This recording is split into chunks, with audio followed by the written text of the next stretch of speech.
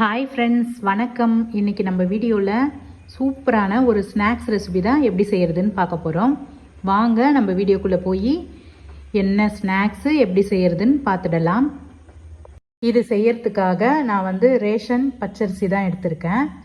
இந்த பச்சரிசியை தண்ணி ஊற்றி நல்லா பிசைஞ்சு ஒரு 3 தடவை நல்லா கையை வச்சு கழுவிட்டு அதுக்கப்புறம் நம்ம தண்ணி ஊற்றி ஒரு 2 ஹவர் அப்படி இல்லைன்னா ஒரு 3 ஹவருக்கு நல்லா நம்ம ஊற வச்சுக்கலாம். அரிசி பாருங்கள், நல்லா வெள்ளையாக சூப்பராக இருக்குது. இப்போ இதை நல்லா நம்ம ஊற வச்சுக்கலாம். தட்டு போட்டு நான் மூடிட்டு ஒரு 3 ஹவருக்கு நல்லா நான் ஊற வச்சு எடுத்துக்கிறேன். இப்போ 3 ஹவர் ஆயிடுச்சு. பச்சரிசி நல்லாவே ஊறிடுச்சு. நம்ம அரிசி 1 கப் அளவு எடுத்தோம். அதே கப்பளவு நம்ம வெல்லத்தை ஒரு பாத்திரத்தில் போட்டுக்கலாம். நம்ம எந்த கப்பில் அரிசி எடுத்தோமோ அதே கப்பளவு வெல்லம் சேர்த்துட்டு அதே கப்பளவு 1 கப்பளவு தண்ணி சேர்த்து நம்ம ஸ்டவ்வை பற்ற வச்சு அந்த வெல்லத்தை நம்ம கரைச்சிக்கலாம். வெல்லம் கரையிறதுக்குள்ளே நம்ம பச்சரிசி ஊற வச்சுருந்தோம் இல்லையா, அதை தண்ணி இல்லாமல் வெடிகட்டி மிக்சி ஜாரில் சேர்த்துட்டு ஒரு ஏலக்காய் சேர்த்து 1 கப்பு பச்சரிசிக்கு 1 கப்பளவு தண்ணி சேர்த்து நம்ம நல்லா கொரகொரப்பு கட்டி எதுவுமே இல்லாமல் நல்லா மைய அரைச்சி எடுத்துகிட்டு வந்துடணும். இப்போ வெல்லம் நல்லா கரைஞ்சிருச்சு. நம்ம அந்த சூட்டோடவே அந்த பச்சரிசி மாவு அரைச்சி வச்சுருந்தோம் இல்லையா, அதில் வெடிகட்டி நம்ம அந்த சூட்டோடவே வெள்ளை கரைசலை ஊற்றி நல்லா மிக்ஸ் பண்ணிக்கணும். சூடோடு ஊற்றுனீங்கன்னா தான் உங்களுக்கு நல்லா சூப்பராக லேயர் லேயராக நல்லா வரும்.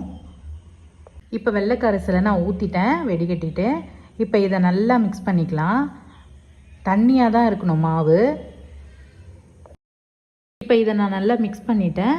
இனிப்பு சுவையை தூக்கி கொடுக்கறதுக்காக நான் கொஞ்சமாக உப்பு சேர்த்துக்கிறேன். அதுக்கப்புறம் சமையல் சோடா கொஞ்சமாக சேர்த்துக்கலாம். அப்போ தான் உங்களுக்கு நல்லா மெத்துன்னு அப்படியே புஃப்னு வரும்.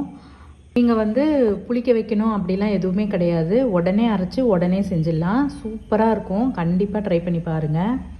நான் கொஞ்சமாக தேங்காவை குட்டி குட்டியாக கட் பண்ணி வச்சுருந்தேன். அதையும் சேர்த்து நல்லா மிக்ஸ் பண்ணிக்கிறேன்.